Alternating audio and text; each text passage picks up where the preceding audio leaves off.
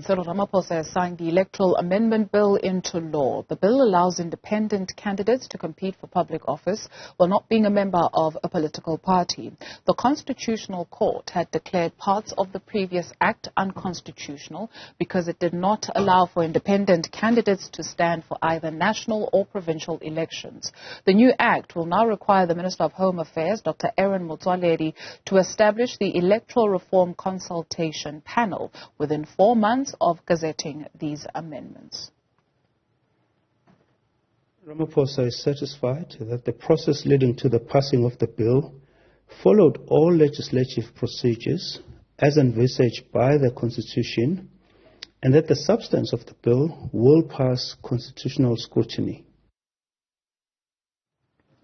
Newzroom Africa's politics editor Lukhanyo Calata is standing by to tell us what this means exactly. So, Lukhanyo, does that mean that a Dudu, for instance, can now have her hopes high and run for office in South Africa? Well, this is what the Constitution had originally intended for us to do, but obviously the previous bill that was passed in 1992 wasn't as clear on this matter as we would think. So the New Nation movement then challenged that bill because they argued that you and I or any other South African should be able to run for the office of the presidency, should we so desire, but that the previous act didn't allow it. So the Constitutional Court then agreed with the argument that was made by the New Nation movement and asked Parliament to change parts of the Electoral Act to make that possible.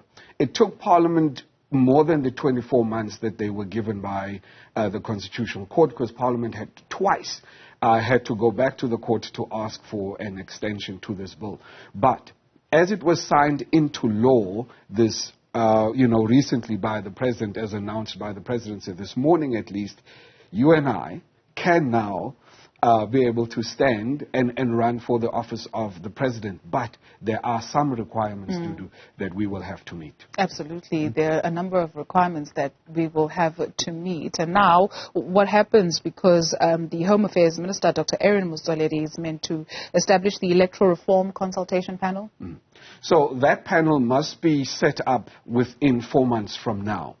And although they might not necessarily be able to influence the 2024 national and provincial elections as much, post 2024, that panel will then be able to make non-binding almost recommendations as to how South Africans should be allowed to go and vote. Hopefully we'll get to a point where those recommendations by that electoral reform panel are binding, Dudu, because for South Africa, this is really what we need to be able to take our democracy to the next level. Now, remember, not every political party is as happy with this Electoral Amendment Act as it stands at the moment. So we could potentially see challenges coming from the Democratic Alliance, maybe even the UDM, to this Electoral Act, but I mean, we don't want to preempt that just because we simply don't know yet. Can I just come back to the issue of the requirements, Dudu? For instance, it's not a simple thing as just we go and we register and then, we'll have to collect a certain number of signatures. I must just go through the bill just to understand, again, just how many signatures we will have to get, but it should be something in the region of 20 to 30,000 signatures that we might have to collect for us to then be able to go and register to run for public office, particularly on a provincial and national level. Overall, what bearing does this have on the political landscape in the country? Well, it makes it a little bit more equal.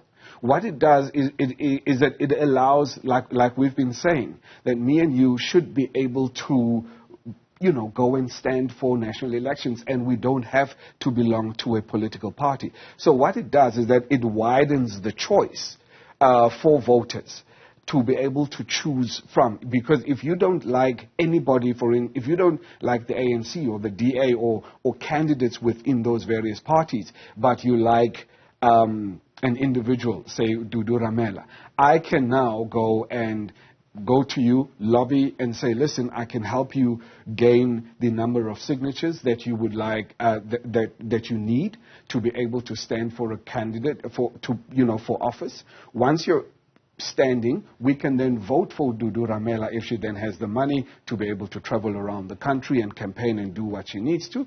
But ultimately, and then you can even make it into the National Assembly, like Zaki Ahmad is trying to do at this moment. What this bill does is that it really just broadens the scope and the choice for us as South Africans to be able to choose our preferred leaders, because, we might not like what the political parties are giving us at the moment. It widens the pool, but in a country like South Africa, where you're already spoiled for choice, we're seeing very low numbers of people who are going out to vote. And so, I guess maybe it's a catch-22. While it is good, what then does it mean, right, for the electorate that is already feeling despondent? Well, maybe, Dudu, this is exactly what the South African electorate needs, to be able to have the opportunity or the right to vote for an individual candidate. Maybe this might reinvigorate, right? The problem, though, comes in, Dudu, when at the counting stage, because what happens and what this bill does is, for instance, if I, as Lukhanyo, go and stand for public office, for the National Assembly, I get the 70,000 votes that's required for me to be able to get into Parliament. Now, what if I got 140,000 votes? It doesn't mean that I now get 2 seats, right? What happens is that the other 70,000 votes are then put into a pool, right?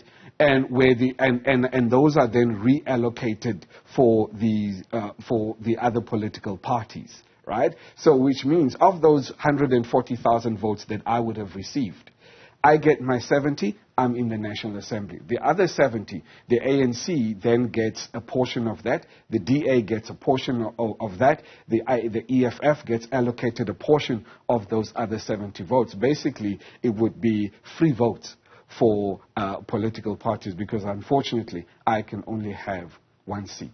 So they get the spoils of your labor. Interesting times ahead. I know you're going to be chewing more into that bill and helping us make sense of it throughout the course of the day. Thank you very much to our politics editor, Lukhanyo Calata.